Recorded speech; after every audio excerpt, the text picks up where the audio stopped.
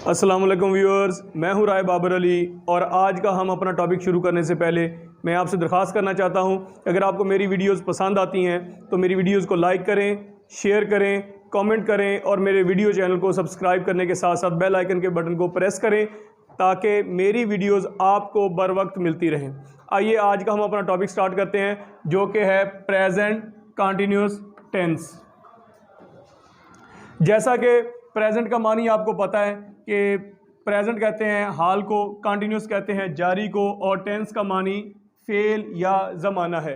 तो यहाँ से हेडिंग क्या बनी? फेल, हाल, जारी, यानी कि मौजूदा ज़माने के अंदर काम जारी पाया जाएगा। तो जैसा कि मैं आपको थोड़ा सा इसके बारे में बताता चला जाऊं कि ये अगर हम इसको प्रेजेंट के हिसाब से देखें तो ये दूसरी किस्म का टेंस है। जो पहली किस्म का टेंस था उसका नाम था प्रेजेंट इंडेफिनिट और आज हम कर रहे हैं प्रेजेंट कंटिन्यूस। और अगर हम इसे ओवरऑल देखें तो 12 टेंसेस में से ये जो टाइप है ये चौथे नंबर पे है, क्योंकि पहले जो 3 हमने की हैं वो इंडेफिनिट से रिलेटेड की थी।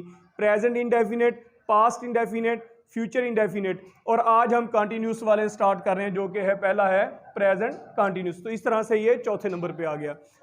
इंडेफिनिट के हिसाब से प्रेजेंट इंडेफिनिट, प्रेजेंट के हिसाब से अगर आप देखेंगे तो फिर ये दूसरे नंबर पे है, क्योंकि प्रेजेंट इंडेफिनिट कुछ जो टीचर्स हजरात हैं वो यानी कि पहले प्रेजेंट को स्टार्ट करते हैं तो फिर प्रेजेंट इंडेफिनिट, प्रेजेंट कंटिन्यूस और इस तरह के जितने भी प्रेजेंट के एग्जाम हैं वो सारे करते चले जाते हैं। फिर बाद में पास्ट, फिर फ्यूचर, इस तरह से आते हैं। लेकिन यहाँ पे जो हम आज स्टार्ट कर रहे हैं वो है प्रेजेंट कंटिन्यूस टेंस।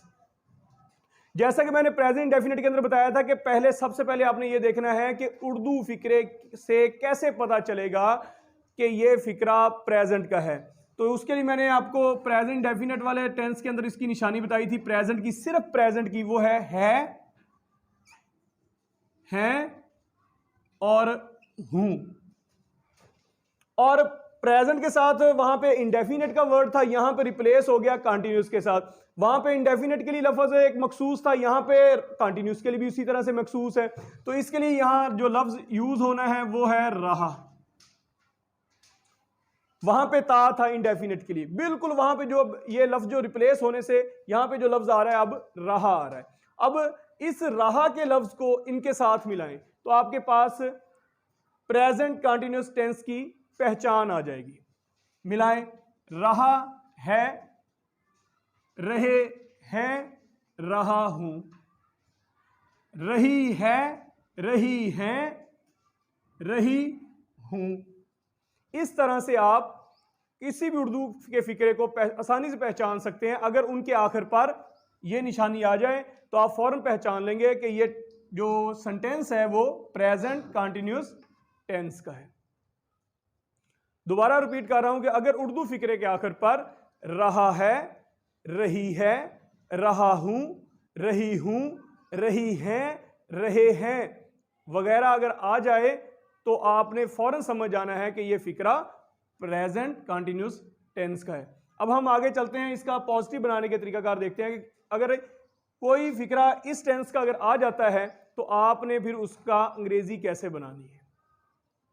सबसे पहले आपका लगेगा सब्जेक्ट, फिर आपने इज, आर और एम में से एक लगाना है। फिर इसके बाद आपने वर्ब की फर्स्ट फॉर्म लगानी है। इसके साथ आपने इजाफा करना है आईएनजी का, यानी कि आप इसे आईएनजी फॉर्म भी कह सकते हैं। और इसके बाद आपने लगा देना है ऑब्जेक्ट। अब सवाल यह है कि इज, आर, एम किन के साथ लगना है? इज किन के साथ लगना है? वो लगना है ही के साथ, शी के साथ, इट के साथ या वाहद नाम के साथ। और एम जो लगना है वो लगना है जस्ट आई के साथ। बाकी के साथ आर लगेगा। बाकी के अंदर क्या है? बाकी के अंदर यू है, दे है, वी है या ज्यादा नाम है। यानी कि जो आर है वो यू के साथ लगना है, दे के साथ लगना है, वी के साथ लगना है और ज्यादा नामों के साथ लगना है। इज, ही, शी, इट या एक, अगर एक नाम होगा तो उनके साथ इज लगेगा, बाकी सिर्फ आई के साथ एम लगना है। अब हम कोई फिक्रा लेते हैं, हम किताब पढ़ रहे हैं। इस है से पता चला प्रेजेंट का, रहे से पता चला कंटिन्यूस का, और ये मुस्बत है तो इसका तरीकाकार आप इस तरीकाकार के मुताबिक आप इसको कंपोज करेंगे इस फिक्रे को। तो सबसे पहले लगाएं सब्जेक्ट। सब्जेक्ट क्या है? हम यानी कि वी। उसके बाद इज आर एम में से क्या लगना है? वी कहां पे पूरा उतर रहा है? आर पे, क्योंकि ये आर जिनके साथ लग रहा है वो यहां पे है वी, तो आर। इसके बाद वर्ब की फर्स्ट फॉर्म लगानी, वर्ब है पढ़ यानी कि रीड, और इसके साथ आपने आईएनजी का इजाफा करना है। इसके बाद आपने ऑब्जेक्ट लगाना, ऑब्जेक्ट है किताब यानी कि बुक। तो इस तरह से हमने इस फिक्रे को कंपोज किया, तो बना we are reading book. Subject is R M में से एक, वर्ब की फर्स्ट फॉर्म के साथ आईएनजी, और उसके बाद ऑब्जेक्ट। आइए अब हम इसका नेगेटिव बनाने का तरीकाकार देखते हैं कि इस फिक्रे को हम नेगेटिव कैसे बना सकते हैं।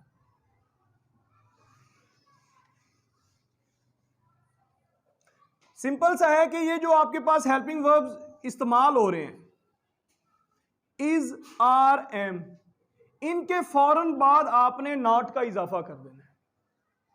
क्या कह रहा हूं मैं? इज, आर और एम, ये जो हेल्पिंग वर्ब्स हैं, इनके फौरन बाद आपने नॉट का इजाफा कर दें, तो आप इस टेंस का जो सेंटेंस मनफी आएगा उसको आप कंपोज कर सकते हैं। इसके बाद सिर्फ नॉट का इजाफा करना है। किनके बाद इजाफा करना है? एम के बाद नहीं। ये जो हेल्पिंग वर्ब्स तीन इस्तेमाल हो रहे हैं, इज, आर, एम, इन तीनों में के बाद आपने नॉट लगाना है। अब पिछली वाली मिसाल को ही हम मनफी बना लेते हैं। हम किताब नहीं पढ़ रहे हैं।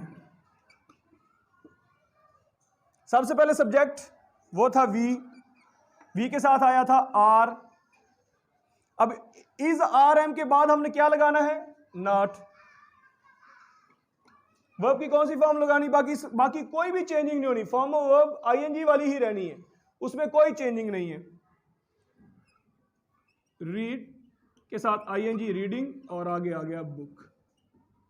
तो क्या बना मनफी फिक्रा? We are not reading book, यानी कि सबसे पहले आएगा सब्जेक्ट, सब्जेक्ट के बाद इज आर एम में से एक लगा, उसके बाद हमने इजाफा करना था नॉट का, और उसके बाद कोई चेंजिंग नहीं आनी, बाकी सारी चीजें वैसी ही आ जाएगी। तो इस तरह से ये बना we are not reading book. तो अब हम इसका सवालिया फिक्रा बनाने का तरीकाकार देखते हैं, किस तरह से हम सवालिया फिक्रा बनाते हैं।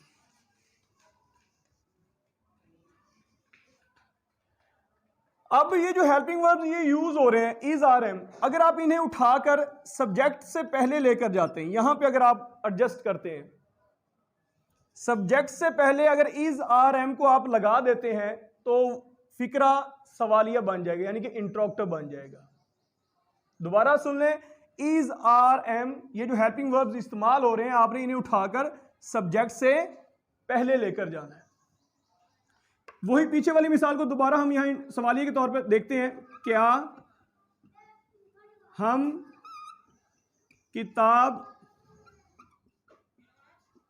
पढ़ रहे हैं? अब सब्जेक्ट है हमारे पास हम के हिसाब से क्या लगा था? आर। अब ये जो आर है ये हमने उठा कहां लेकर जाना है? सब्जेक्ट से पहले, यहां आ गया शुरू में। इसके बाद क्या लगाना है? सब्जेक्ट, वो था हम यानी कि वी, और इसके बाद हमने वर्ब की फर्स्ट फॉर्म के साथ आईएनजी, बाकी कोई चेंजिंग नहीं, उसी तरतीब से बाकी सारी चीजें चलेंगी, यानी कि रीड,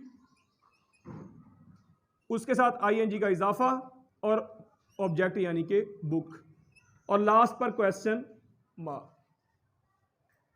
तो इससे क्या बना? Interrogative sentence, are we reading book. यानी कि इज आर एम में से जो भी इस्तेमाल होना था वो सब्जेक्ट से पहले आ गया, उसके बाद सब्जेक्ट आया, फिर बाकी सारी चीजें उसी तरतीब से, यानी कि फर्स्ट फॉर्म के साथ आईएनजी और ऑब्जेक्ट आ जाएगा और बाकी कोई चेंजिंग नहीं होनी। जब भी हम नेगेटिव बनाएंगे, इंट्रोगेटिव बनाएंगे इस टेंस के फिक्रे को, तो उसके फॉर्म ऑफ वर्ब में कोई चेंजिंग नहीं होनी, वही आईएनजी वाली फॉर्म रहेगी। तो अब दोबारा इसे एक बार रिपीट कर देता हूं आपको कि जब हमने इसका पॉजिटिव बनाना है तो सबसे पहले आना है सब्जेक्ट, फिर इज आर एम में से कोई एक लगेगा। इज लगना है ही, शी, इट या वाहद नाम के साथ, आर लगना है यू, दे, वी के या ज्यादा नामों के साथ, और एम लगना है जस्ट आई के साथ। और उसके बाद वर्ब की आईएनजी वाली फॉर्म लगानी है और उसके बाद आपने ऑब्जेक्ट लगा देना है। अगर आपने नेगेटिव बनाना चाह रहे हैं तो फिर इज आर एम के बाद आप जस्ट नॉट का इजाफा कर दें, इज आर एम के बाद जस्ट नॉट का इजाफा करें तो मनफी बनेगा। अगर आप इन्हीं हेल्पिंग वर्ब्स को उठाकर सब्जेक्ट से पहले लेकर जाते हैं तो आपका इंट्रोगेटिव सेंटेंस बनेगा प्रेजेंट कंटिन्यूअस टेंस का। इस तरह से आज का हमारा टॉपिक कंप्लीट हुआ। उम्मीद है आपको पसंद आया होगा।